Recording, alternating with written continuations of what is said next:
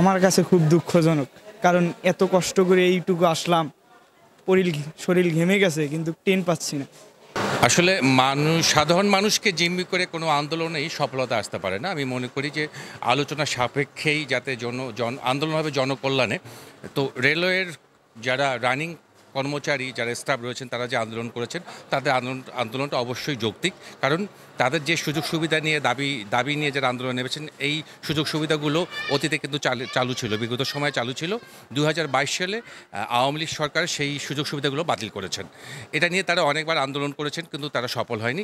এবারে অন্তর্বর্তী সরকারের কাছে তারা যে দাবি নিয়ে মাঠে নেমেছেন, যে আন্দোলন করছেন, আমি মনে করব অন্তর্বর্তী সরকার সেটি নিয়ে বিবেচনা করবেন, আলোচনা করবেন এবং সফল একটি সমাধান হবেন। আমরা চাই না যে সাধারণ মানুষ কোনো ভোগান্তিতে পড়ুক। আমার কাছে আসলে মনে হইতেছে সব কিছু পরিকল্পিতভাবে।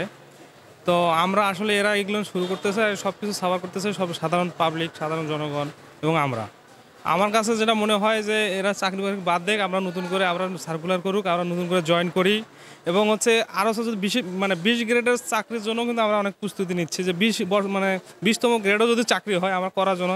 বাংলাদেশে এখনও অনেক বেকার আছে, তারা এই চাকরিটা করার জন্য হচ্ছে। এরা যদি এই চাকরিগুলো ছেড়ে দিয়ে চলে যায়, নতুন করে স্টাফ দেখ, নতুন করে চালু হোক, তাও এই জনগণের যেন হয়রানি যেন না হয়। এখান থেকে আসে ঘুরে চলে যাচ্ছে, এটা একটা অনেক বড় সমস্যা।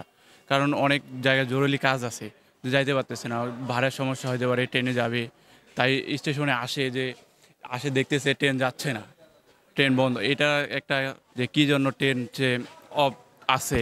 হ্যাঁ, এটা তো খুব ভালো না, এটা তো খারাপ কথা। এটা যাত্রীদের খুব কষ্ট হচ্ছে, ওরা তো জানে না, ওরা চলে আসছে, আসার পর এখানে দেখতে ট্রেন নাই, এটা নিয়ে খুব সমস্যায় ওরা পড়ে গেছে।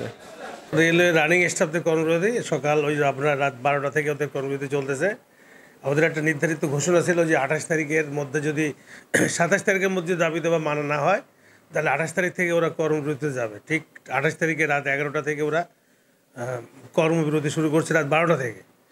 আপনার ট্রেন সব 12টা থেকে বন্ধ আছে। একটা আন্তনগর ট্রেন আসছে, সেটা ঢাকা থেকে 12টার পরেই ছাড়ছে, সেটা এখানে পৌঁছাইছে আপনার সকাল 9টা 10-এ। ওই একটা ট্রেনই ঢাকা থেকে আসছে, আর বাকি ট্রেনগুলো সব বন্ধ আছে। আর এটা হলো আর টিকিটের ব্যাপারে, আপনার যাত্রীদের টিকিট যারা কাটছিল তাদের টিকিটের টাকা ফেরত দেওয়া হচ্ছে। অনলাইন এবং কাউন্টারে বিভিন্নভাবে দিচ্ছে, অনলাইনে দিচ্ছে, কাউন্টারের টাকা কাউন্টারে দিচ্ছে। যে দাবি পূরণ না হওয়া পর্যন্ত তারা অব্যাহত রাখবে আন্দোলন। এখনও তো বোঝা যাচ্ছে না, রাষ্ট্রপক্ষ তো এখনও সেই ধরনের কোনো সিদ্ধান্ত নেয়নি। ওর বারবার বসতেছে আর ওদের সাথে কথা বলতেছে, দেখা যাক সিদ্ধান্ত কি হয়। তবে আশা করা যায় হয়তো রাতের মধ্যে কেউ একটা ভালো সংবাদ পাওয়া যেতে পারে।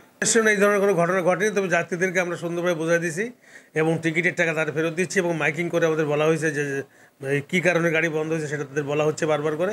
সুতরাং তাদেরকে যতটুকু সেবা দেওয়ার দরকার আমরা দিচ্ছি।